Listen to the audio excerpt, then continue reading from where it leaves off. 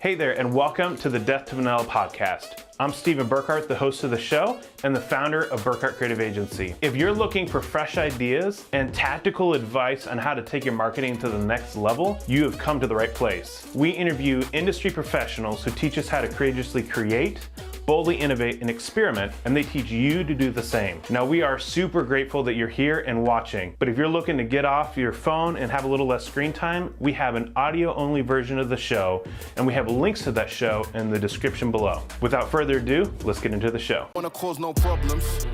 I just wanna live my life, but I keep on hearing about nonsense. Me and my dons ain't mobsters, but you know when you see imposters. We know how to read them faces, same way you know how to read them comments. If you wanna talk, let's talk, but around here, make sure you're walking your talk is constant. Well, hey everybody, welcome to another episode of the Death to Vanilla podcast, and I am so excited to have Daniel Richards on the call, and he is the Vice President and Director of Digital at the Federalist Society. This is a membership organization for conservatives and libertarians interested in current legal culture.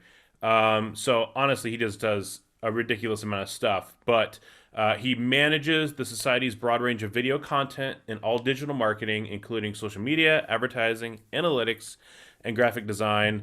And they've been diving into some really cool video content. So he was actually the executive producer for a full-length documentary, They Say It Can't Be Done, which is actually out now. And you have an MA in professional communication from Clemson University and live in DC with a wife and a 2-year-old son. So, and you apparently your wife is not the only one who enjoys a nice cocktail, because I show here that you enjoy a whiskey. So I gotta admit, I'm just not much of a whiskey guy. The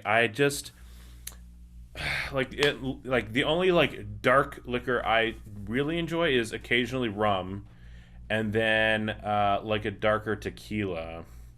But I don't know. That just sounds like a challenge to me, really, to find a delightful whiskey that you could enjoy. But right. Well, I don't know. It's just I don't know. I just never got into it. So my brother-in-law loves whiskey, and I can't remember if it was whiskey or bourbon that he gave me that was like a smoky whiskey, and it literally tasted like I was drinking a campfire. Oh yeah.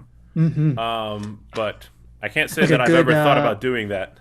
Like a good Lefroy or a Lagavulin, they definitely taste like you're eating some ashes after making a s'more or something like that. But I've actually never thought about doing that after eating a s'more. So I'm just I'm not sure what the appeal is, but I don't know. It's just, it's just, I think it's one of those things, just like anything else.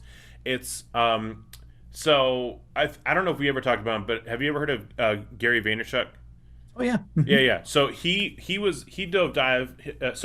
deep dived into wine tasting, and how the tannins of the wine, especially for a really complex wine, are actually usually pretty strong, and you actually have to drink enough wine that your body, your taste buds get used to that flavor and can kind of push past it, so then you can kind of dive into some of the other more complexities of the flavor. And I imagine it's probably the same with whiskey, where it's one of those things where once you get past the initial burn, or campfire taste, then you're literally physically able to taste other things going on. And I'm no whiskey expert, so you'll have to illuminate me on that one. Well, that's totally correct. And the idea here is that so many people are not getting the most out of these whiskeys because two things. One is when they do a tasting or something, they tend to shove their nose in this glass.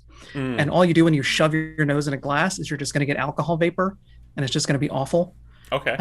So there are actually ways to even smell whiskey that would enhance the experience. And then tasting, first sip, you're just going to get strong alcohol flavors. And then the key here, so whenever you're out tasting whiskey now, remember this, the key here is take the small sip and then take a second sip immediately after. Okay. And you will get way more flavors in that second sip, because the first sip coats your tongue and basically primes it for the next one. So try that and see if they start tasting a little bit better. But that's super smart. I wouldn't necessarily, I'm approaching it the same way as I would wine, but Like obviously, wine is such an aromatic experience that you're wanting to stuff your whole face into the glass, especially a red, and like really breathe in all Yeah. those things because that's so much a part of it. So I'm literally doing the opposite of what you're supposed to with whiskey. So that makes sense of why my experience has been less than pleasant. I tell people that people who stick their nose in, or they're not sipping, taking two sips or something. What I say is you think about this in the same way that if you were going to go see the Mona Lisa, for instance. Now, you usually won't be able to get this close because of security and people. But if you were to just walk up to the Mona Lisa and stand there like this, you would not get the same experience from the Mona Lisa as if you're standing at an appropriate length, or even if you're standing, 300 feet away. There's an appropriate distance, or maybe a series of appropriate distances, where you can get the most out of that painting. Same goes for all of your senses. They work appropriately at appropriate distances. So Nice. No, that makes total sense, and I didn't know that. So now look at me, learning something new today. So and believe it or not, this is not a podcast about drinking or whiskey, but I told you we would do rabbit trails, and I have not let you down. So, but yeah, so obviously, yeah, I gave you that introduction, but I would love for you to deep dive a little bit more into what it is you do, because you deal with a lot of complexities legally. The complexity of just being the director and the vice president of a whole division and area and group of people. And so yeah, just unpack that a little bit, just like kind of what your job looks like on a somewhat daily basis. sure, and if something piques your interest, just stop me and we can deep dive on that as well, or Cool. keep talking about whiskey. Up to you. Um, so my team basically manages two different things for the organization. One is we manage a lot of video content. And we think about video content in terms of creating shows. And so we have two primary shows right now. One is called FedSoc Films, and that is more of a documentary type content where we're doing a deep dive on complex legal and legal cultural issues. We just released one on the Section 230 debate, i.e., should we be regulating Twitter and Facebook because they discriminate? And then our second show in the video context is called Number 86. It's a play off of the Federalist Papers. There were 85 of them. This is the continuation. And they're more of an explainer style series, 3 minutes, 1 to 3 minutes, explaining pithy legal issues in constitutional law, administrative law, Roman law, even. That's an elective type course in law school. And those are specifically designed for law students. So that's sort of half of what my team does is we deep dive in these legal cultural issues, try to explain them to our audience as best we can, and also hopefully make them as interesting and engaging as we can, because sometimes the law is just not that fun. So we try our That's a big best. surprise to me. I'm just kidding. Well, and unfortunately, I don't want to get political, but I would say probably everyone would agree that we live in such a emotionally charged environment that those are rough. They can be rough subjects to talk about Sure. objectively and intelligently, because of the emotional aspect of a lot of these things and heated debates and such. So, sorry, go ahead. I was just going to say that's 1,000% correct, and I experience that on a daily basis. But I think one of the key brand positions that we have as an organization is that we are actually not going to approach these topics in a way that's inflammatory or particularly partisan. What we really want is to get at core truths, and we can only do that through robust substantive debate. And so all of our documentaries feature multiple perspectives, and there is no grand unifying moral at the end, no thing we're trying to hit you over the head with. It is a genuine exploration of the topic. In the debate about Section 230, which we just released, we feature Representative Chris Cox, who wrote the law, and we feature Senator Ted Cruz, who desperately opposes the law. Right. We feature a policy expert on one side in favor of the law. We feature a policy expert totally against the law. And we hopefully by the end, you get to make up your mind about what you think about this issue, but we've presented clear, meaningful, substantive debates around these issues. And when we can't do that, when we can't have two people in a 1 minute video or a 3 minute video, for instance, it is a mandate with our speakers that they be fully upfront with the audience about what the other side thinks on this issue or what the other side's best argument is, so that there is no hiding the issue from anyone. And then to top it off, we include in all of our YouTube descriptions links to competing views, so that if there's something that we couldn't represent in the video, see below, and you'll likely find a view to explore. So that's really important to us because, yes, so much discussion of law becomes a political issue, and we can't avoid that in the sense that we live in a political culture. But at the same time, we do want people to be informed and to find substantive information so they can make up their own mind about whatever political stance they want to take. Sure. So, from a storytelling point of view, right? Because if we're talking about people who are in marketing, advertising, branding, whatever it is, it's all communication, right? And so, how do you, as a director, especially since you've had this great experience as an executive director for this, the documentary that you did, how do you go about approaching something in a way to seek clarity, right? Because I think even in business, you have a situation where just people in general are overloaded with information. And so if you're marketing a company that has a product or service and there's 1,000 others like it, you got to be super clear about what makes yours different. So I'd love for you to use what you've learned on your end to be able to help bring some clarity on, and how do we actually seek that out functionally when it comes to, you tell me, but script writing, storyboarding, what have you, in communication. Sure. So it all starts here, which is clarity to whom? Who is this video for? I know it is maybe even a tired saying at this point, but I'll keep saying it, which is, who is your audience? Right. Who is it? And we take a particular approach in doing our video work that I think is becoming more common, but when we were starting it was a little bit uncommon. And I like to just summarize this approach as think smaller. Really think smaller about your audience. Even in our world, which is mostly lawyers and law students, people want to grow their audience, quote unquote, reach more people, quote unquote, trademark, etc. But what I want to do is actually continually define smaller audiences and reach more audiences. Not make my one audience bigger, but reach smaller, more well-defined audiences. So let's take our number 86 product, for example. This is overall supposed to continue the conversation in their law school classrooms about constitutional law and all the various subjects they're going to be studying. And so already the law school audience, the people actively going to law school, is only about 130,000 people at any one time. So already a pretty well-defined audience. But even within that, there's lots to break down in those audiences. For instance, there's a huge difference between a first-year law student called a 1L and a third-year law student, a 3L. They have way different knowledge sets. They have way different desires. 1Ls are trying to learn things. They're trying to get accustomed to law school. They're trying to catch up as quickly as they can because, man, is it a roller coaster. 3Ls are focused on taking the bar. They may be interested in learning some new things, but for the most part, they need bar prep help, and they're looking for a job. So you can even divide it along those lines, and then even within those, it could be different based off of schools.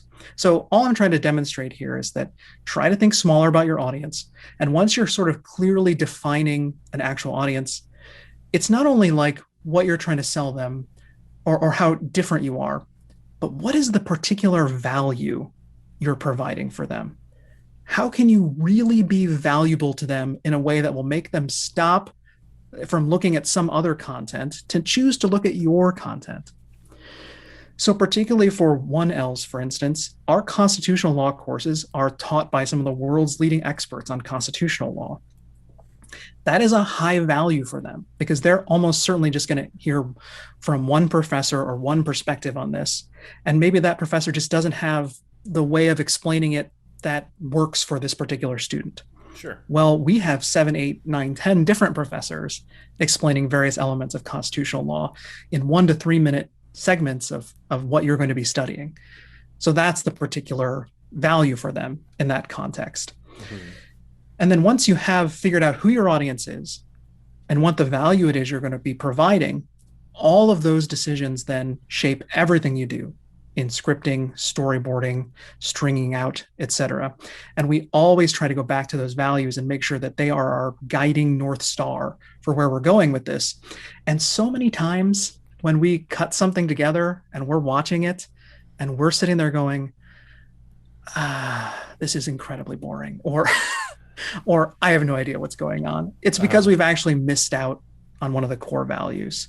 So I'll give you sort of a breakdown of that process in a very quick way, which is we typically do the research on the subject beforehand and figure out the main points we want to communicate. We run that by an expert. The expert says, you got 96%, but here's this one core thing you really need to talk about. That's really super nerdy and legal. And then we write the interview questions. But part of it is we write the interview questions in a way that allows the professor to be themselves, that allows them to give genuine answers.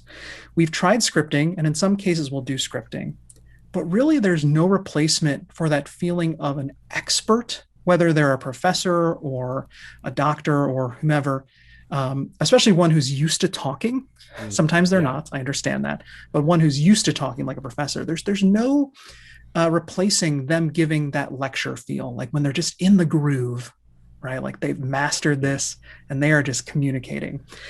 And then almost always that means we've resulted in about 20 pages of interview script, and we need about a third of a page. And so one thing that sort of revolutionized how we do content marketing is batch work. Thinking about, so we're setting off to do this one video, but what are some of the ancillary topics around this topic that we can actually mine out of all these other 20 pages that we're not going to put in the video we set out to make? Mm-hmm. And so then you get all this gold, all this content gold of stuff you didn't really set out to do. And so many times for us, we're explaining a topic of qualified immunity or something like that, something to do with criminal law. But the professor goes off on these tangents about case law. It's a really big thing for lawyers, case law. Yeah. And so then we get all these videos about cases. And so now instead of having one video that we can produce, we have 4 or 5 videos that we can produce. Right. And it's just a great way to mine it. And then we cut those transcripts into scripts. We get them approved by the speaker. And then we're sort of off to the races into post-production, which is a whole different beast, as you know. Yes, it sure is. So I think you bring up something really important, which is, well, so I wouldn't describe it as a red flag, but something I see as a concern, which is, okay, so you've talked about, instead of broadening one audience, having other audiences. And so how do you not get yourself in a situation where you're spread thin? Right, because if your idea is, so are you repurposing the same content? Are you literally creating new content from scratch? And then what happens when you have a dozen different audiences? Are you making 12 pieces of content a day because each one's different? You know what I mean? Like, you can see how without explanation, this could totally get out of hand as far as how much content you're making. And obviously you have a team, but even then there's an end to some of that. So great question. Yeah, walk us through some of that. Great question. So it's not that for every audience we are making a new piece of content. It's just understanding that these are the audiences we're trying to serve and the audiences we're trying to be of value to, and the total universe of our content will serve them, but not that every video we create is designed for or repurposed for every single audience. So what I'm saying is, for instance, in this number 86 genre, it might be that we record with a professor, we get 6 or 7 videos from this professor. Well, some of it is going to be fairly basic. It's going to be introductory level material. That we are going to purpose for and market to the 1L audience, this sort of younger audience. There might be other content in that is a bit more sophisticated, that really you need a full year of law school to really understand what they're talking about. That is going to be purposed for and marketed to a different type of audience, a 2L audience, for instance. Right. And same with if we get content in the documentary, it might be that certain segments of the documentary serve a particular audience, certain segments serve a different audience, and we can cut that up later or market it later to bring them back to it. It's like, so it's thinking about like, what are the entry points for people, for instance? What do they need to know in order to really get the most out of this content? Or it might be that a full documentary that we make is for a particular audience, and then another full documentary we make is for another particular type of audience, and that we're only making one short documentary for one audience twice a year or something like that. Okay. And then trying to purpose the content or create other content to maybe bring them into the next bucket. Like obviously 1L audiences who have watched a lot of these videos could be moved on to the higher order videos, for instance. And that's where I think a lot of the marketing and digital strategy comes in, which is the second half of everything my team does. So we do the content side, and it's also connected to social media, advertising, the graphic design components, branding, et cetera. Okay. So so you talked about taking a single say script and then finding that it has different audiences. Sure. Is that kind of happening organically, or are you like really intentionally tweaking that? Or is that one of those like surprise and delight things when the fact that, like you mentioned, you're kind of setting a professor or lawyer loose, and in his exploration of the topic, he's actually the one who's kind of surprising you with a different angle that you're able to leverage for a different audience. So I guess my question is how much of that is intentional, and how much of it is kind of organically happening just due to the volume of content that you're making? Well, it'd be a lie to say that it's all intentional, because it's certainly not. But there is an element of you, or in our case, we are working with our audience all the time, and we're always increasingly understanding who it is we're talking about. And so that just becomes this core component of who we are and how we create content. We're just knowing our audience like really, really well. And that doesn't mean there isn't more to learn and that it doesn't change over time. It always does. Audiences always change over time. You always have to constantly be learning. But it's a thing where certainly we set out with several intentions. Like this is going to be a new series on corporate law, for instance, super riveting corporate law, let me tell you. And we understand that, we're setting out to create a lot of beginner videos about corporate law. So these first year students, these 1Ls. But as we're doing it, and as we're getting content back from the experts, there are other things emerging from it. And we're recognizing those. And part of it, to think about it just a little bit differently, with a little bit different shade on it, is we are trying to squeeze every ounce of content out of production as we possibly can. Sure. Because production time is very valuable and very expensive, and experts' time is valuable, and our time is valuable.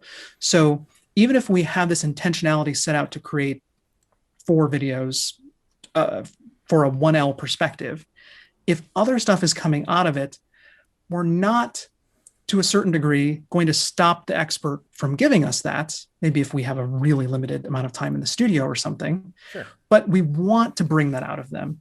And we want to identify that as best we can in the moment, so that we do have other content that we can create for other audiences that we're trying to serve. So it's definitely a mixture, and it's definitely a balancing act.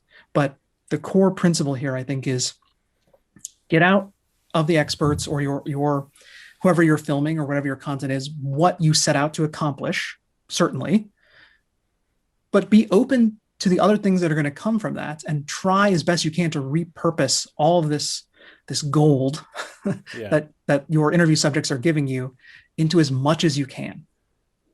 Right. No, that makes sense.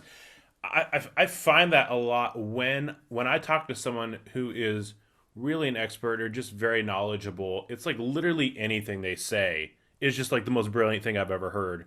And it's because of the fact that they have such depth of knowledge. And what I feel like I'm hearing from you is because of the fact that you're just in it every day, that when you go to write scripts, like there's kind of this inherent like depth that comes out of it that allows those magic moments to happen because of the fact that you're knowledgeable. And so, for the people who are listening to have a business or small business, or they're a marketer inside of a business, there's what I'm hearing is that there's incredible value in every bit of knowledge that you learn about your target audience or audiences, because of the fact that it's actually going to make you make better content almost by accident. But, obviously with the intention is, obviously learning about the audience wasn't an accident, Right. but there's kind of like this natural organicness to depth that happens when you do that. And that's at least what I'm picking up from you. When you invest in audience analysis and understanding your audiences, the return on that investment is ongoing and will far surpass anything you thought it would be. Like basic market research, great, whatever. But really, I mean, not whatever. I want to be very clear. That's important. Yes. I don't want to be dismissive of that at all. That's not But my intention. that's baseline, right? Yes, you should be doing that. That's incredibly important.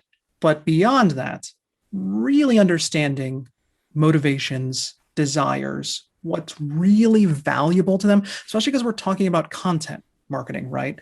Like the key component here is content. And then in the same way I think about when we talk about social media, so many people just drop the social part and just treat it as broadcast media, when no, social is there for a reason. You're Right. supposed to converse and whatever. This content marketing, people tend to drop the content part, and it's just, we're just going to do marketing, but on video now. But no, the content piece is people are consuming content, but why are they consuming content? Why is your audience consuming content in particular? What do they want to get out of it? What do you have to offer that's particularly valuable to them that they would not watch someone else's videos and watch yours? Don't always be selling. Is maybe Right. another way to think about it. But always Don't be tell a Grant value. Cardone that. Shoot. Oh, you turn inside out. I know. I sometimes don't even say that dumb line. But point being that it's in my world and thinking about it, it's always be of value. But you can only know if you're being of value if you really know your audience. Right. Audiences, to be particular. Right. Oh, no, I 100% agree. In fact, that is one of the things that I talk about often whenever I'm talking about content marketing is content marketing is not sales. It's what leads up to the sale. Yeah. Right. And so when you go and you're making, like you said, like an L1 piece of content or 1L, excuse me, when you're making a 1L piece of content, like that is the wrong time for, X, Y, and Z. Like it's not a time to sell it, feeding them, 3L content isn't the next step. Like there's all sorts of like misses that I think people have when they go to make content marketing. And it's like you said, is it marketing with content or is it content marketing? Because That's if right. you're marketing with content, then having you get from them seeing that to a sale as quickly as possible certainly is lovely. And I'm not going to be sad if it happens. But that's not it is not a sales call. It's not a cold call. It's building rapport. It's educating. It's helping people move into, the next phase of the funnel. One of the key ways I like to think about it is so my background, I have that master's in professional communication, but one of the key things that you study in that is the field of rhetoric, persuasion, which gets a bad rap now. We tend to use the word rhetoric in a very, very poor way now, and maybe rightly so. But the key concept in rhetoric is the art of persuasion. What is actually persuasive to people? And so I'm going to dig deep here. Sorry if this loses anyone, but big fan of Aristotle. And Aristotle lays out three key elements of persuasion: logic, emotion, and then he spends a lot of time on this third one, which he calls ethos. which is translated in many different ways. It could be character or moral or something like that. But he breaks it down to three things. Your ethos, how people judge you, is based on one, your perceived expertise. So do you know what you're talking about? Two, are you a good person? What is your reputation? And then three, are you showing goodwill to your audience? Mm. And every time I think about content marketing, I think about those three things constantly because we're trying to demonstrate an expertise, in particular, this expertise in law, that we can explain these things and they can be of value to our customers. Two, we want to maintain that reputation of being nonpartisan. So we are good people. We're not trying to manipulate you. We're not trying to sell you a bill of goods. This is legit, real content for you that's valuable and it's truthful, etc. And then the goodwill part definitely comes in that. Oh, and by the way, at the end, there's not a sales pitch at the end. There's just thanks. And maybe do you want to watch another one? Right. And ideally, those three things combined make it so that 1L students who have never heard of us, who've never heard of the Federal Society, their interest is piqued. Maybe they want to see more. But I'm not directly selling them a membership. We're a membership organization. I mean, it's a $50 membership. It's not some crazy barrier to entry. And for students, I think it's $5 while they're in law school. Oh, okay. But even that's not the purpose of this. The purpose of this is to build the ethos of the organization, of the brand that we're trying to sell. It is trying to provide a value for this community so that they see the organization that it's coming from as a value for them and their community. Dang. See, I really like that because I feel like that is the formula when people throw around the word authentic content. Mm-hmm. And I feel like what they really mean is really encapsulated in those three things. Authentic content is content that has good intention from a good person. You know what I mean? That's helpful. But Absolutely. nobody really breaks down like how you get there. Like make authentic content. Go start right now. Like okay, that means I talk about my personal problems on my business page. I guess like Right. you know what I mean. And maybe that's a part of it. But Mm-hmm. I feel like that's kind of where people take that, which I said is it can be bad, can be good too. Certainly, a lot of people have broken out of their bubble by being authentic and real. But I think those three steps, man, that's amazing. That was Leave it to Aristotle. I mean, yeah, he solved so many problems in communication such a long time ago. If anyone hasn't read it, he wrote a book, or at the time he was just giving lectures, and someone wrote it down. Someone wrote right. the notes down, called Rhetoric, Okay, and it's sort of his explanation of what it means to be persuasive. And a lot of it is totally useless. Not gonna lie. A lot of it has to do with standing armies and all sorts of fun things that the Greeks dealt with. right. But the core bits of it are incredibly useful, and I think are principles that apply across anything you're going to do in the content marketing space for sure. Nice. Yeah, absolutely. I mean, let's be honest. I mean, there is no shortage of information on what you should be doing, but there's not necessarily like a lot of information on like actually how to get there. Sure. It's like, oh yeah, like I said, it's like make authentic content, but there's not a whole lot of like how do you get there, and so then it leaves people wondering what it is, how do you arrive there, what does that look like, and so like even just like you breaking down like how you guys make content, I think is hugely important and super helpful. So thank you for doing that, Absolutely. because like like make content for your audience, okay, and granted that's why people hire experts. But at the end of the day, that's not helpful advice. Like figuring out, like you said, starting with who's your audience, how much do I know about them, how can I learn more about them, so I can really just make great content and know which parts go where is awesome. So I'd say kind of part two of this particular part of the conversation would move into obviously you guys, I would imagine, have some sort of funnel, some sort of like step by step, some sort of Sure. journey that you have the people that interact with your content on. And so if you could, to whatever level you're comfortable with, unpack some of that, that would be incredible. Sure, this might get a little convoluted, so please stop me and ask me to explain anything or whatever we want to talk about. But so the organization has a funnel for the organization, and then everything else, whether it's our communications funnel, donors funnel, whatever, sort of is based off of that concept. But our organization is a membership organization, so we're trying to get people to join. We're trying to get people to come to events. We're trying to get people to donate, advocate, etc. So a lot of actions that maybe are not exactly the same as in a business context, but have similar allies on the business side. Right. But the funnel is revenue, right? So revenue. that's the very bottom, very bottom. Absolutely. Okay. But the funnel we tend to think about is the audience funnel. And so we have a chapter at every accredited law school in the country. That's 200 some law schools, for instance. And so that for us is the entry point for our audience. In some way, we need to get them to think about the general marketing funnel, hear about us, consider us, take action, reoccurring action, et cetera. Sure. But starting with the law school audience. From there, where are they going to go? They're going to go into the workforce. They're going to scatter about the country. They're going to do different things. So we have geographic chapters in 110 major cities across the country, professional lawyers chapters. Okay. Obviously, the funnel on the marketing side is slightly different for those folks because they have, at least for the most part, theoretically heard about us.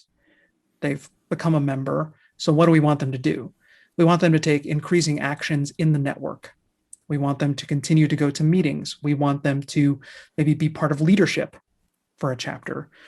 We certainly want to turn them into donors. So we have a young donors program, for instance, okay. and sort of just getting their feet wet. It's not a big amount of money, but you get really cool benefits to do that. Right.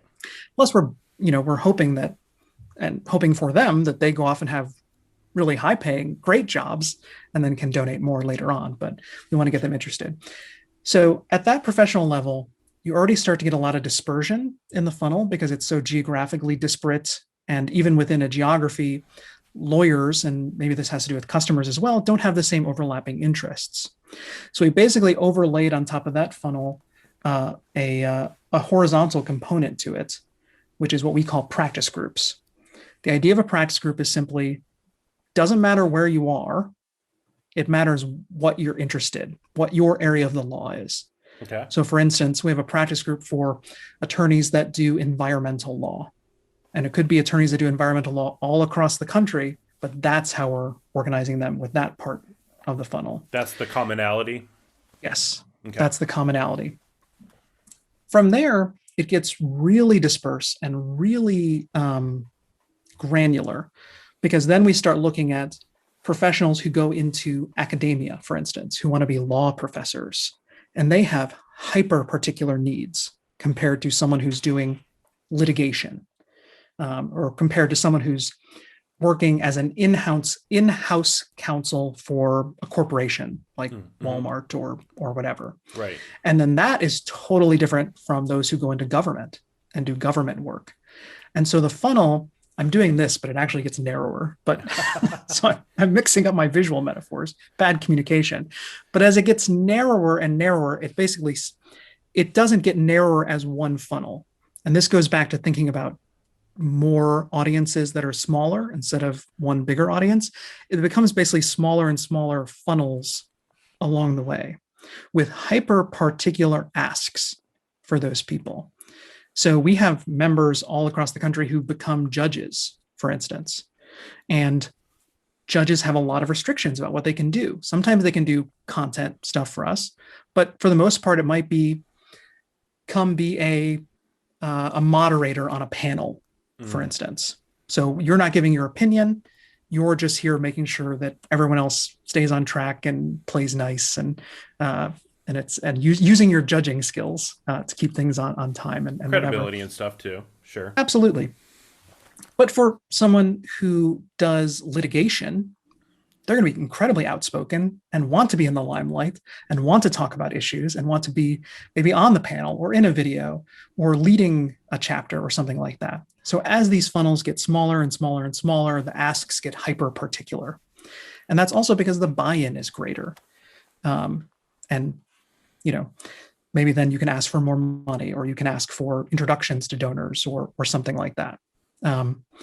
So maybe I'm getting off on a tangent. I don't know. I hope I'm answering your question in some some way. Like visually, what I'm thinking is you have this huge funnel, and then inside of that, you start having like more and more individual funnels that maybe funnel isn't the right visual for it, but certainly like it breaks off into just other areas that have their own needs. Maybe are they really funnels? Maybe they're just more like audiences.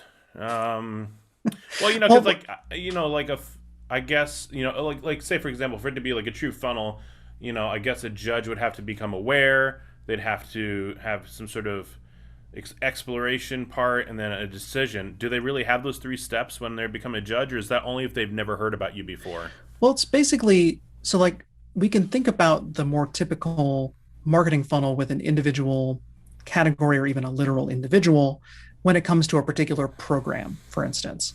So if they've never heard about our documentaries, we still have to engage in the same type of marketing funnel, but in a very different way. But we have to make them aware. We have to get them to consider it. We have to get them to consume it, reoccurring advocates, et cetera, however you want to do it.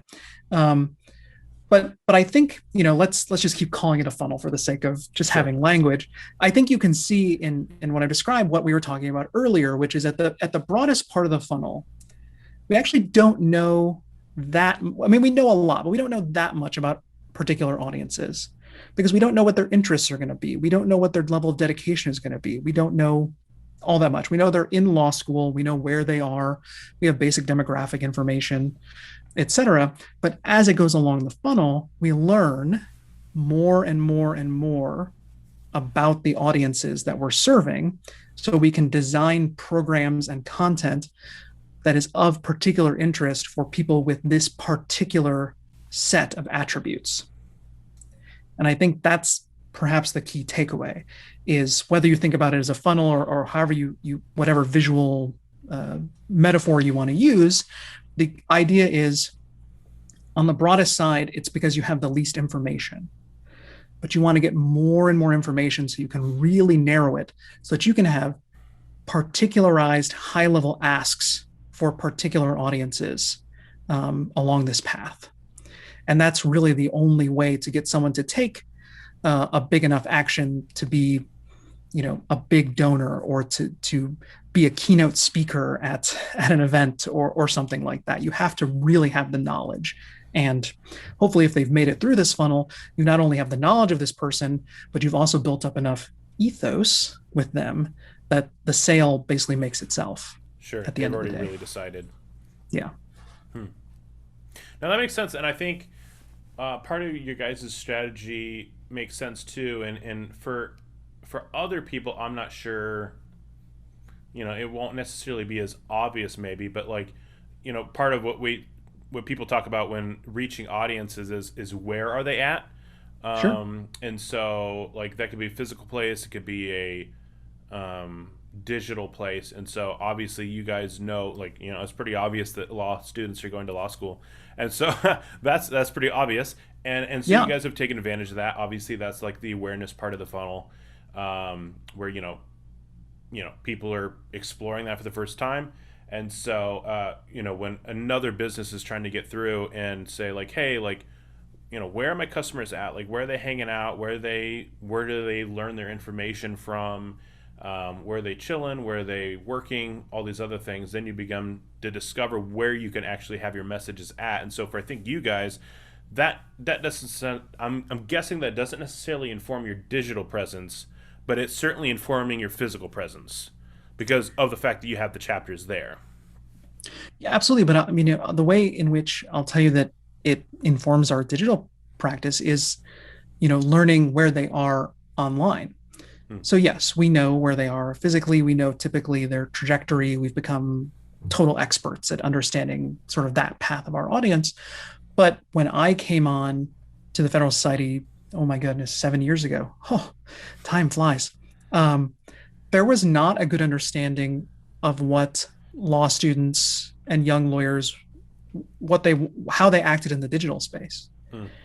And so that was a key endeavor for us, was to actually talk to them, talk to real people in our audiences, Yeah. and ask them and do lots of surveys and conversations and deep dives on what is it that you want in the digital space? What would be of value to you? Where are you getting your information? What is it about these things that you like? What is it about these things that you don't like? And really doing our homework to figure out, for instance, that it was not the natural inclination of the organization, for instance, to do a lot of video work. It just wasn't. Law is complex.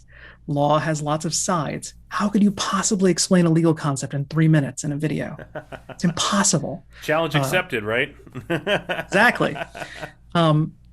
But it became super obvious to us from all of this deep dive on our audience that that's what they wanted. They did want that. They didn't want us to stop doing panels, hour and a half long events, deep dives on issues. Yeah. They didn't want us to stop doing journal articles, but they did want video content. They wanted podcast content. And look, at the end of the day, how super obvious is that to some degree? Young people want young media. What? But we did a lot of work on what particular they want, what kind of value. That's how we came up with this number 86 concept, because that was what people thought was missing from their law school experience, was having competing views alongside. No one wanted online law school, and that's not our goal either. We're not just giving a law school online that you can become a lawyer at the end. What we're doing is supplementing. Sure. And we're supplementing in a substantive way that actually helps people through their law school journey. And that has been a wild success for us. So asking is great. Yeah. Who'd have thought? Well, I mean, that goes, sorry, just one last point about in thinking about defining your audience. And you're right. Sometimes people like me or other experts will just say, well, define your audience, be particular about your audience. But what does that mean in practice? Well, I'll give you one thing it means in practice: literally talking to actual human beings. That's what it means in practice. And when we talk about defining our audiences, I will ask other program directors, like, name 5 people you know right now who you would consider in this audience. And we literally name these humans. Then we say, who are other people like these humans, these actual people? And then we talk to them and we try to serve them as best we can. So one hyper practical tip, sometimes to me sounds like the most duh thing in the world, but when I talk to people, we weren't doing that right off the bat, but it seemed super obvious. And when I talk to other people, they're not doing it either. So maybe that helps in some way. I don't know. Oh, I'm sure it will. Yeah. I mean, yeah. They just need to start doing it. So I know we're getting a little close on time. And I want to respect your time, but one thing when you and I initially talked that I desperately want us to cover is the concept of being too smart for your own good when it comes to the people supplying you with the information for the content, right? And so, we talked about lawyers. Sorry, I keep hitting my microphone. We talk about like lawyers creating content. I had talked about physicians creating content where like dumbed down for them is still up here for normal human beings, right? And so as an effective communicator, and you talked about like thinking smaller and smaller and smaller. You were talking about that with audiences, but let's say clearer and clearer. Sure. Their dumbed down level just isn't like digestible enough. It's not that people aren't smart enough to figure it out. Is that like people have a limited time and willingness to unpack stuff, and so we got to unpack more and more things for people as attention spans get shorter and shorter. And so I would love to hear how you manage working with experts. Not that they're hard to deal with, but how do you take this upper level stuff and make it into that 1 to 3 minute video that's actually digestible, but still, makes a punch? Great question. Something that comes up all the time for us, right? As you'd expect. And one key thing to note, I'm not a lawyer. No one on my team is a lawyer. I have 6 other people who work with me in digital, no law degrees among us. And that was a question at first. At the time it was 3 or 4, but now 7, can 7 non-lawyers actually create legal content for people? And the answer is, I think yes, and perhaps even better than a lawyer can. And part of the reason is we don't have to feign ignorance. We are just, in fact, ignorant. And so many people talk about ignorance in this very negative way, but I was just reading a LinkedIn article today that I really liked that talked about how ignorance doesn't have to be this negative thing. It can just be a state of not knowing, but trying to get away from the portion of ignorance where you don't know that you don't know. That's the key concept. And so part of it is, first and foremost, we always do our own research. Doesn't matter if we're working with the best experts in the world, we need to be generally informed about whatever it is that we're talking about before we talk to them.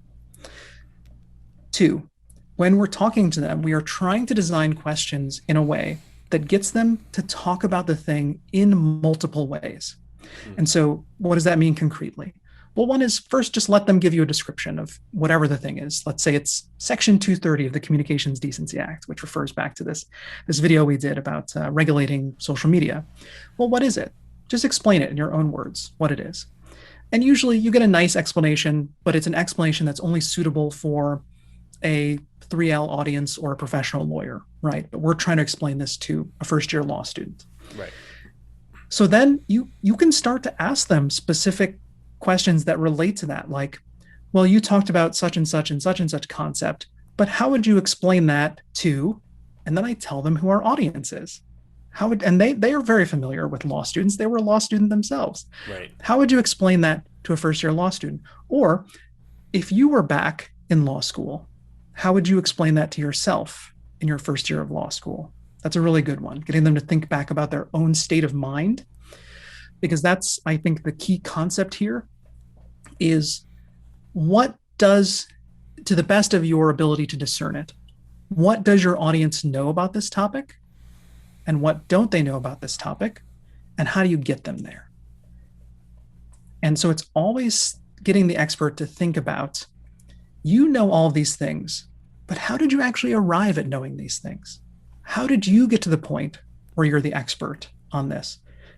You didn't start off that way. You had to learn things. What were the things you had to learn about this in order to become the expert? And so even that will still sometimes generate answers that are just a little too complex or a little too wordy, or they just don't work, or it's 5 minutes and you really need to get it down to 3 or 4. And so you have a couple different options at that point. One is, we very much tend to split up videos so that we're really focusing on one core concept per video if it's a difficult concept, because that's about as much as a law student can really cognitively understand, because they'll usually have to think about it afterwards. Sure. But if we really want to get into one video, then it's even more so along the lines of, asking them, well, what is the one most important thing someone would need to know about Section 230? If you were literally riding in an elevator with someone and you had to tell them, hey, I don't know why this comes up, but hey, did you know that the most important thing about Section 230 of the Communications Decency Act is ... What is that? That better be a tall building. Yes, Willis Tower in Chicago. There you go. Or the Burj Dubai. So, and sometimes that elicits things, but we have lots of tactics very similar to that. I won't go through every single one of them. Sure. Again, key concept here is just trying to get them to say the thing in different ways. And you can try tricks, you can try psychological tactics, but honestly, what we've found to be the most effective is telling them that is very intelligent, that is very smart, but we don't think our audience is going to understand it. So how can we go back and talk about it again? Now, you could become a master at that when you can do that in this very conversational, non-interruptive tone that doesn't take them out of their flow. It just sort of keeps ebbing them back and forth, and they can just keep going through it. And that just takes practice. But if you don't have the practice, absolutely do not be afraid to stop and say, that was fantastic, but there are a lot of things I didn't understand about that, and we don't think our audience is going to understand it either. Right. So. Okay, that makes sense. So let's see here. So if you're not doing video, if you're not doing an interview in real time, I guess it would be just thinking about those things ahead of time. So let's just say, like it's a blog post or something, you're trying to get something a little bit quotable out of them or something like that. It's making sure that you're anticipating their answer by informing them of who the audience is, so they can get you, hopefully 85% of the way there. Yep. You can edit it, send it back, and say, hey, does this still sound like what you were intending? How do you deal with people when,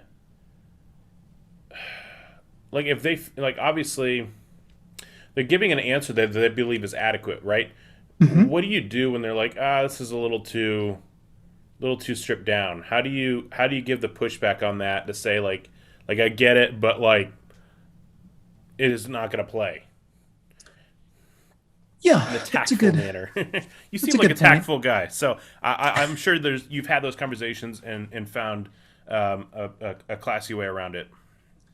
So there are a couple ways, and maybe this some of these won't work for everyone, but again, one of the things that we maybe have an advantage of as a nonprofit is we can seek funding to do more videos on a particular topic or something like that. And so one of the key ways that we tend to satiate people in this regard is, okay, understand that you want to explain that component of Section 230, but really let's do another video on that component. If you really think it's important and it needs more explanation, let's explain this one thing, and that will be one video.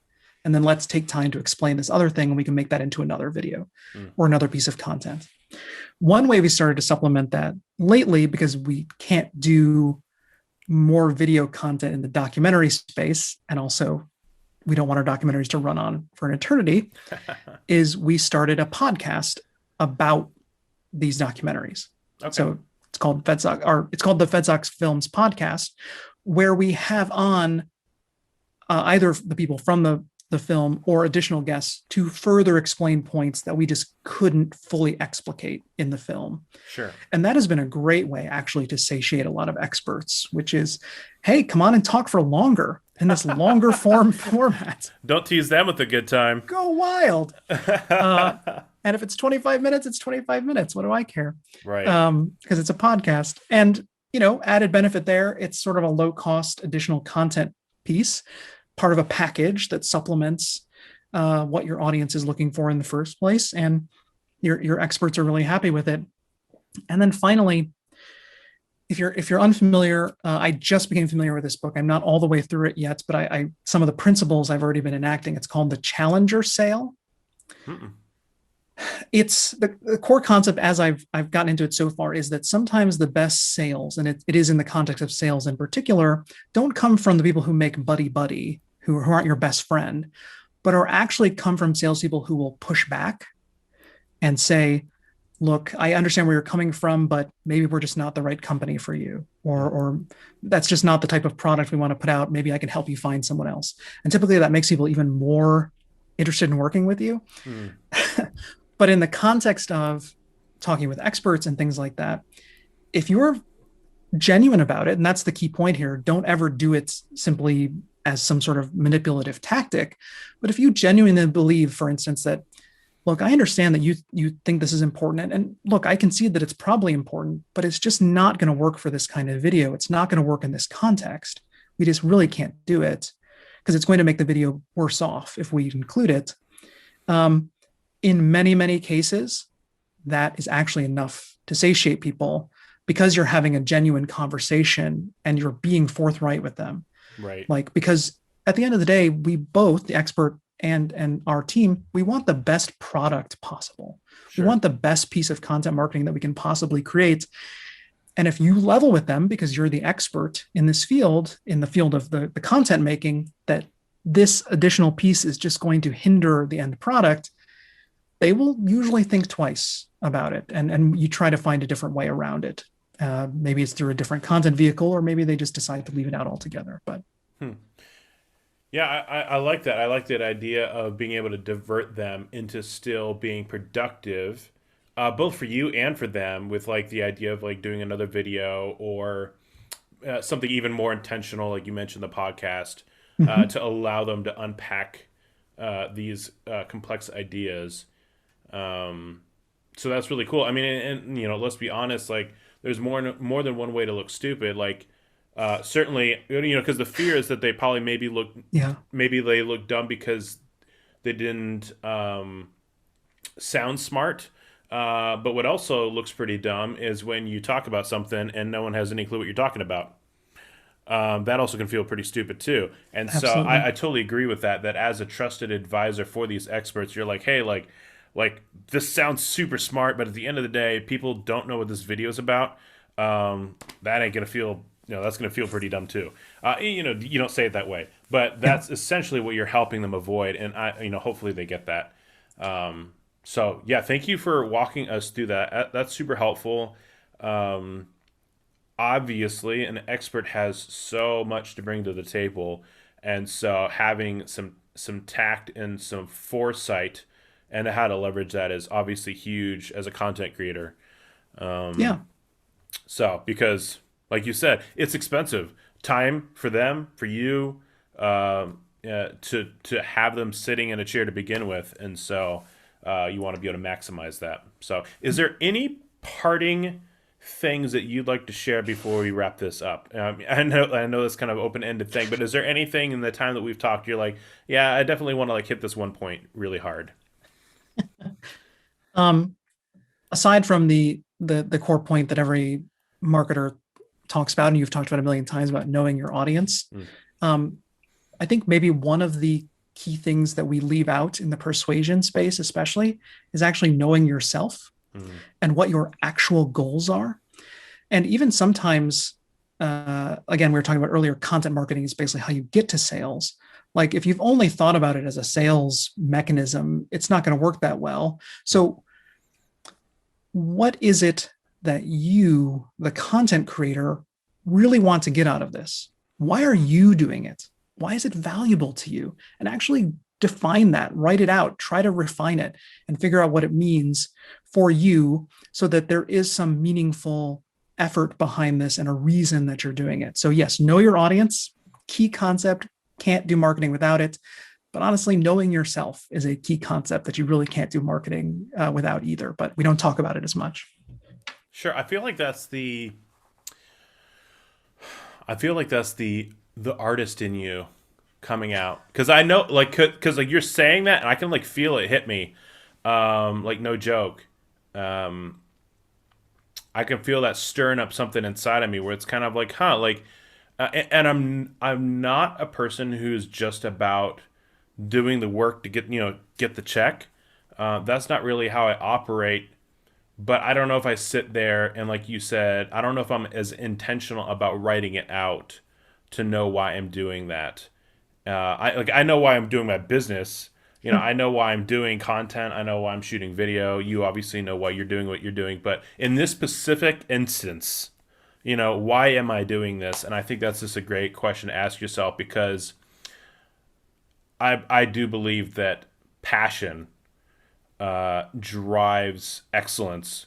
And so it's almost impossible not to do a good job at something you care a great deal about. And so I think that's huge. So thank you for And from sharing that. your audience perspective, it goes back to what we talked about with ethos. Mm, That is a genuine authenticity that cannot be replicated. That if you understand why you're doing this and know why you're doing it and understand it and love it, etc., can't fake it. Honestly, you really just you can't, and your audience will know it. So right. yeah, They're not do it. stupid. So okay, so just to wrap things up, where can people find you? Obviously, I saw on chalkboard back there. You got at Daniel Richards. At Daniel T. Richards. Ooh, good call. T. Daniel Richards is such a generic name that I decided years ago for branding purposes, got to throw the T in. Sure. So at Daniel T. Richards on various social media, Instagram, Twitter, danieltrichards.com/writing if you're interested in some blog posts on these topics. And shoot me a message. Happy to chat. Happy to hear feedback on the art from in my background or anything I said in the podcast. So that's fantastic. Thank you so much. I really, really appreciate it. Thank you, Stephen. Had a lot of fun. Appreciate it. Wanna cause no problems. I just wanna live my life, but I keep on hearing about nonsense. Me and my dons ain't mobsters, but you know when you see imposters, we know how to read them faces, same way you know how to read them comments. If you wanna talk, let's talk, but around here, make sure you walk and your talk is constant. Thank you so much for watching this episode of the Death to Vanilla podcast. Now, if you made it this far, I'm guessing you probably heard something that was inspiring or helpful, and we would love to hear about it. So if you could drop that information in the comments or shoot me an email, steven@burkhartcreativeagency.com, that would go a long way to helping us choose guests and create content that really bring you value. Now, Instagram is my favorite social media platform, but I'm sure you have yours, and so we encourage you to find us on your favorite platform so that you have a chance to learn more about marketing that can help you out. Now, they say a rising tide rises all boats. So we ask that you would like, subscribe, and follow us so that way the traffic that we get to our channel helps all of the guests that have been on. Our traffic is their traffic, and that helps everybody out, and it's super easy to do. So if you could rate us, like us, add us, follow us, whatever you need to do to help us out, that would go a long way. So we appreciate you and hope to catch you on the next episode of the Death to Vanilla podcast.